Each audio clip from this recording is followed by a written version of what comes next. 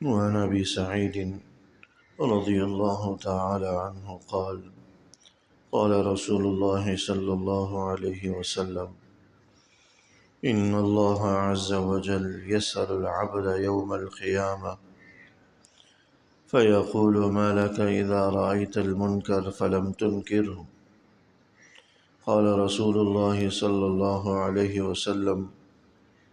فيلقى حجته فيقول يا رب خفت الناس ورجوتك. حضرت ابو سعید خدری رضی اللہ تعالی عنہ حضور علیہ السلام کا ارشاد گرامی نقل فرماتے ہیں کہ کل قیامت والے دن اللہ جل شانہ اپنے ایک بندے سے یہ پوچھے گا، بعض پرس فرمائے گا کہ ما لک اذا رأیت المنکر فلم تنکرہ، کہ تجھے دنیا میں کیا ہو گیا تھا کہ تو دنیا میں برائی کو اپنے سامنے ہوتا ہوا دیکھتا تھا لیکن اس برائی کو روکتا نہیں تھا۔ تمہارے برائی کو نہ روکنے کی وجہ کیا تھی؟ کس وجہ سے تم دنیا میں برائیوں کو نہ روکا کرتے تھے؟ اصل دنیا کے اندر کرنے کا کام یہی ہے کہ انسان نیکی کا حکم کرے، برائی سے روکے، امر بالمعروف اور نہی عن المنکر کرے۔ لیکن پہلے بھی عرض کیا جا چکا ہے کہ اس کا دائرہ اختیار محدود ہے۔ جس آدمی کو جہاں جہاں قدرت اور اختیار اور طاقت حاصل ہے وہاں بزور بازو امر بالمعروف اور نہی عن المنکر کا حکم ہے۔ جیسے کہ حکمران ہیں، صاحب اقتدار لوگ ہیں جن کو اللہ جل شانہ نے اختیارات دے رکھے، اسی طرح ایک گھر کا سربراہ ہے جس کو اللہ نے گھر پر اختیارات دے رکھا ہے۔ ان کے لیے ضروری ہے کہ اپنے ماتحت لوگوں کو زبردستی نیکی پر لے کر آئیں، برائی سے روکیں۔ اور دوسرا درجہ پھر زبان سے برا کہنے کا ہے جہاں طاقت نہ ہو، اور جہاں زبان سے بھی برا کہنے کی طاقت نہ ہو تو دل میں کم سے کم اس کو برا جاننے کا اس کے برا جاننا ضروری ہے۔ اور یہ ایمان کا سب سے ادنا درجہ ہے، کم سے کم برائی کو دل سے تو برا سمجھے۔ تو بہت سے لوگ ایسے ہوں گے جنہوں نے برائی کو ہوتا ہوا دیکھا ہوگا اور برائی کو اپنے ہاتھوں سے دور نہیں کیا ہوگا بزور بازو، اسی طرح نہ اس برائی کو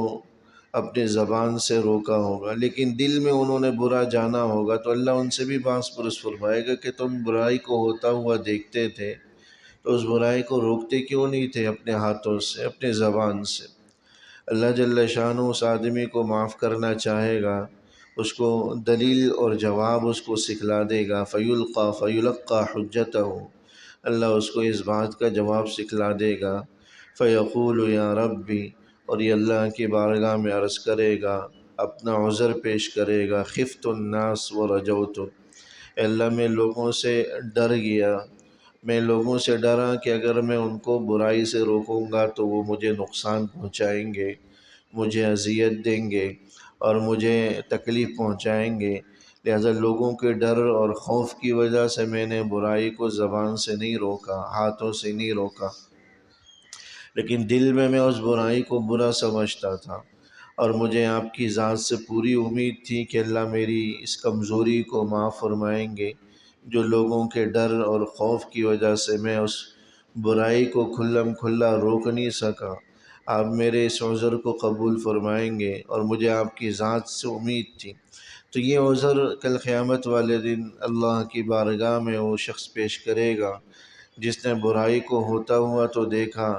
لیکن برائی کو اپنے ہاتھوں سے یا اپنی زبان سے نہیں روکا، لیکن دل میں کم سے کم اس کو برا سمجھا، تو اللہ جل شانہ اس آدمی کو بھی یہ عذر، اس آدمی کا یہ عذر قبول فرمائے گا اور اس کی بھی بخشش کا اور مغفرت کا ذریعہ بنا دیں۔ اس سے بات معلوم ہوئی کہ اگر ہمیں کہیں قدرت اور طاقت حاصل ہے تو وہاں تو ہمیں اس بات کی ذمہ داری اٹھانی چاہیے کہ اپنے طاقت سے اس کو برائی کو روکیں، اور جہاں اس کی طاقت نہیں ہے تو دل سے برا کہیں اس کو، لیکن بہت سے ایسے بھی ہیں جو دل سے برا کہنے کی بھی طاقت نہیں رکھتے،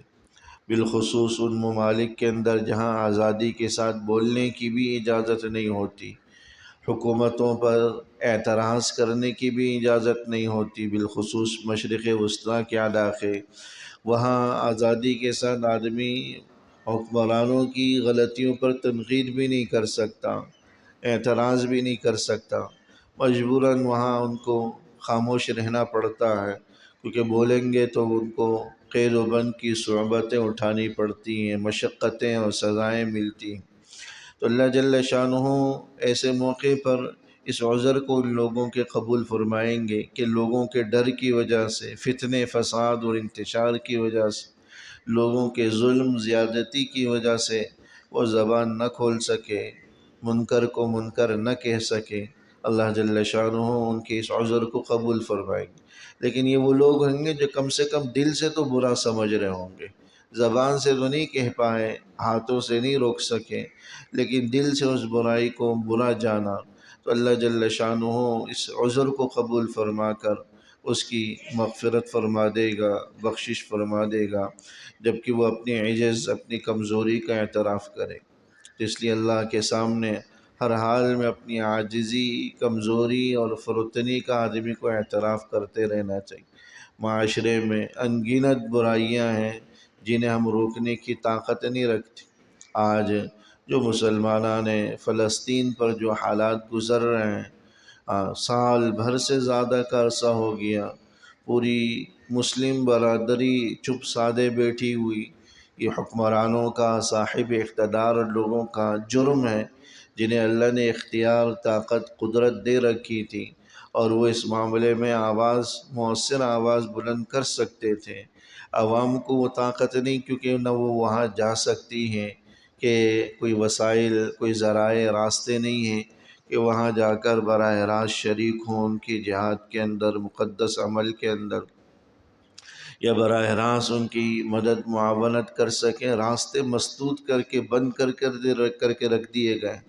لیکن صاحب اقتدار لوگوں کو یہ اختیارات حاصل، اس جرم پر وہ آواز بلند نہیں کرتے، باوجود یہ کہ اس قدر سنگین جو ہے جرائم کا ہوتا ہوا دیکھ رہے ہیں۔ یہ نہیں کہ صرف مسلمانوں کو مارا جا رہا ہے یہ جرم ہے، بلکہ ایک ایسا جرم ہے جو عالمی قوانین کے اعتبار سے بھی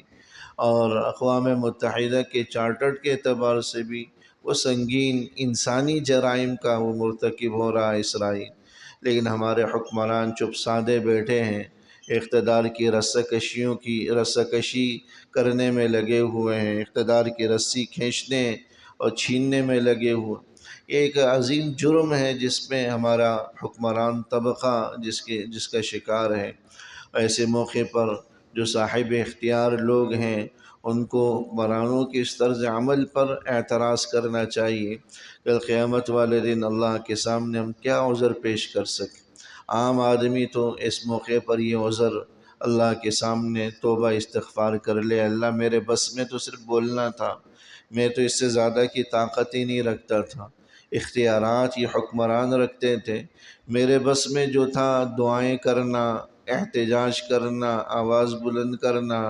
میرے بس میں جو تھا مالی معاونت، مدد کرنا، وہ میں نے کیا، اس سے زیادہ میری طاقت میں نہیں تھا۔ اللہ کے سامنے اس جرم عظیم پر اپنی عجز کا، اپنی کمزوری کا، اپنی معذوری کا اللہ کے سامنے اعتراف کرنا چاہیے۔ ایسا نہ ہو کہ کل قیامت والے دن اللہ اس جرم عظیم پر ہم سے بحث پرس فرمائے اور ہمارے پاس کوئی جواب نہ ہو، اور واقعتاً کوئی جواب نہیں ہے سوائے اس کے کہ ہم اپنی کمزوری کا اعتراف کریں۔ اربوں کی تعداد میں مسلمان وسائل سے مالا مال، افرادی قوت سے مالا مال ہیں، لیکن ان بے کس، بے سہارا، گنتی کے مسلمانوں کی مدد و نصرت کو آواز بلند نہیں کر سکتے۔ اس سے بڑا کوئی جرم نہیں ہوگا۔ ہزاروں کی تعداد میں شہادتیں ہو چکی ہیں، پورا غزہ کی پٹی جو ہے نا کھنڈر بن چکی ہیں، عمارتیں منہدم ہو چکی ہیں۔ اللہ جل شانہ ان کے حال پر رحم فرمائے۔ تو اپنے حصے کا کام ضرور کیجیے، دعاؤں کا اہتمام ہو، اور جس حد تک انسان مدد معاونت کر سکتا ہو اس سے دریغ نہ کریں، بقیہ براہ راست ان کی مدد نہ کرنے پر اللہ کے سامنے معذرت طلب کرے، معافی مانگے۔ اے اللہ میرا ذمہ تو یہ تھا کہ میں ان کے ساتھ براہ راست مدد میں شریک ہوتا، لیکن میرے پاس کوئی راستے نہیں تھے، ذرائع نہیں تھے، میں اپنی غلطی پر نادم ہوں، معذرت خواہ ہوں۔ ہو سکتا ہے اللہ ہمارے اس عذر کو، ہمارے اس معذرت کو قبول فرمائے اور اس جرم عظیم پر ہماری پکڑ نہ فرمائے، گرفت نہ فرمائے۔ اللہ جل شانہ عمل کی توفیق نصیب۔ ربنا تقبل منا انك انت السميع العليم وتب علينا انك انت التواب، وصلى الله تعالى على خير خلقه محمد وآله وصحبه أجمعين، آمين برحمتك يا